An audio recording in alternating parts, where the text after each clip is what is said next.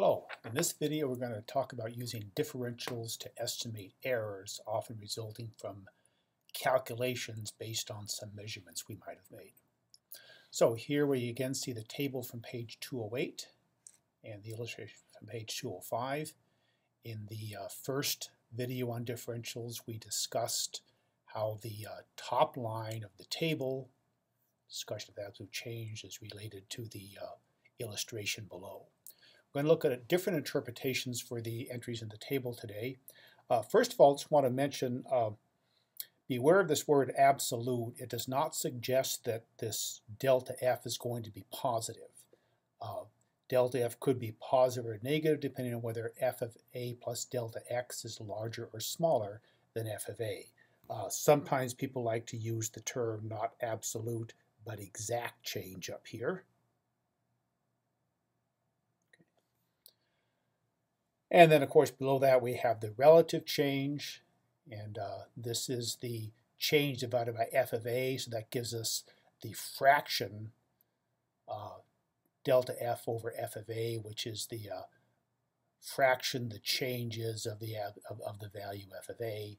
And if you take a fraction and multiply it by 100, you change it to a percentage, and that leads to percentage change.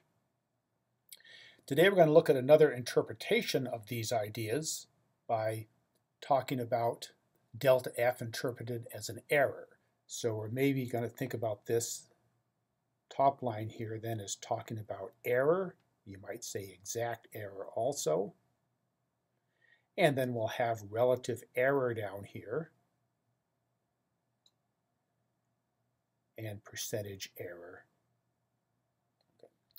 So the idea is this.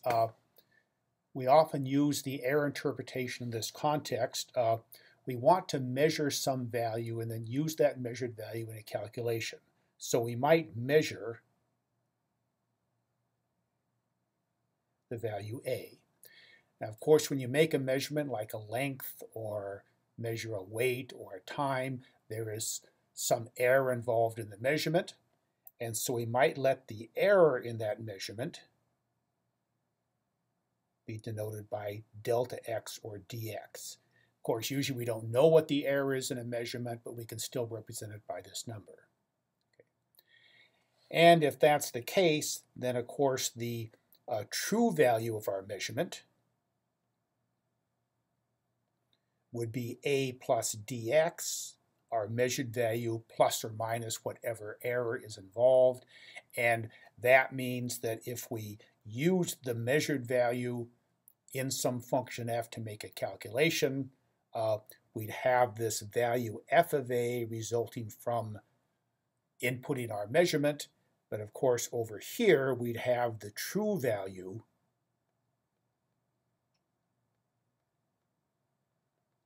that we would have gotten if we had used the correct or exact input measurement.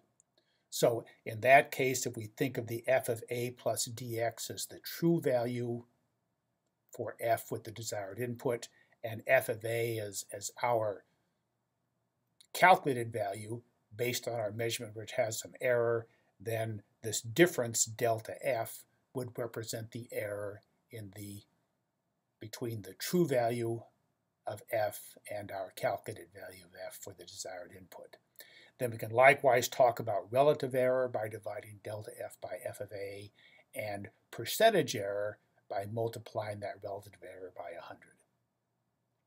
So let's take a look at an example of how this error might come up. And so our problem is this. We have a civil engineer that needs to find the volume of a spherical water storage tank. Her boss, the mayor, asks that the figure for the volume be off by less than 1/2 of 1%. The engineer plans to measure the radius of the tank, then use the formula volume of a sphere, V of r, is 4/3 pi r cubed, to calculate the volume. So what is the largest allowable percentage error in her measurement of the radius if the volume figure is to be off by at most 1/2 of 1%? So we're talking about percentage error here. That's what the 0.05% indicates. So we're going to let R0 be the engineer's measurement of the radius. And of course, this measurement will have some error. and we're going to let delta R or dr represent the error of this measurement. Of course, when you make a measurement, you do not know what error you're making. You hope it's small.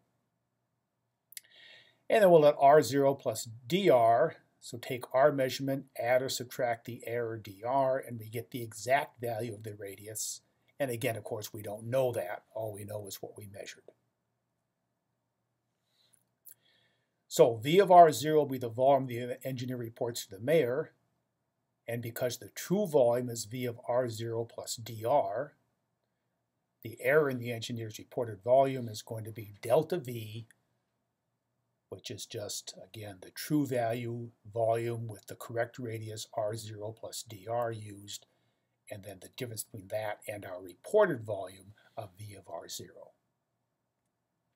Now we want the percentage error to be at most 1/2 of 1%, and so we're going to have delta V over V of R0 no bigger than 0.5 over 100 or 1 over 200.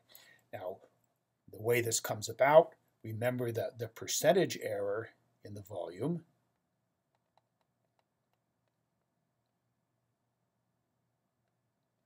is given by delta V over V of R0. That's the relative error times 100.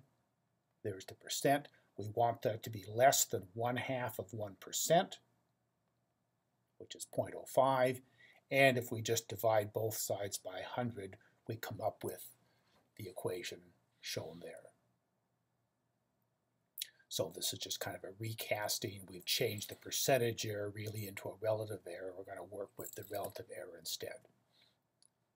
Now, notice we've used absolute values here because the error delta V could be positive or negative depending on whether the reported volume is too big or too small. So normally when you talk about percentage error, we're looking for the percentage as an absolute value, and again, we don't know whether that's going to be too big or too small because we don't know the nature of the error we might have made in the measurement.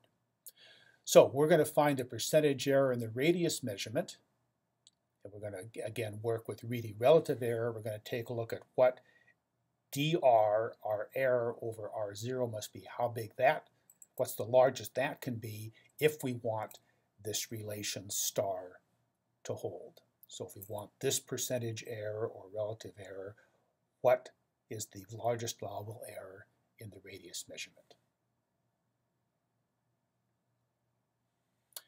So because we cannot know the true value of delta V, we use the differential approximation. So as we saw in the previous video, delta V can be well approximated by dV, the differential, and if we use R0 as our nice point, because that's the value we know, that's given by V prime R0 dr.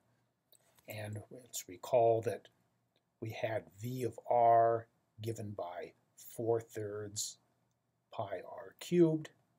And so when we compute V prime, we get 4 pi r squared. R replaced by R0 to get the expression there for the differential. Now, remember we want that relative error. We decided to be less than 1/200th. And again, we don't know what delta V is, so we replace delta V by an approximation, and that approximation is dV, the differential. So instead, we're going to try to make this differential dV over VR0, make that less than 1/200. And we can work with this because we know what dV is, 4/3 pi r0 squared dr. We know V of R0, 4/3 pi R0 cubed, and a little algebra reduces this to 3 absolute value of dr over R0. So the dV over V of R0 reduces to something pretty simple, and again, as we saw up here, we're going to ask that that be less than 1/200, which reflects the 1/2 of 1% error. So we can solve the last inequality then. Just divide both sides by 3, and we have dr over R0, or if you prefer, delta R over R0. Remember for input, R, the dr and delta R are the same. This will be less than 1/600th, or 1/6 times 1/100. Let's put that in the language of percentage error. If we multiply both sides by 100, we get dr over r0 times 100. That's the percentage error in the radius calculation. So that we're back to percentage error here. And if we multiplied through by 100, we get this is no bigger than 1 over 600 times 100, or 1/6. And so this tells us the error delta r, or dr, in the measurement of R0 must be less than 1/6 of 1% of R0. So in other words, no more than 0.001666, etc., of the measured value of R0.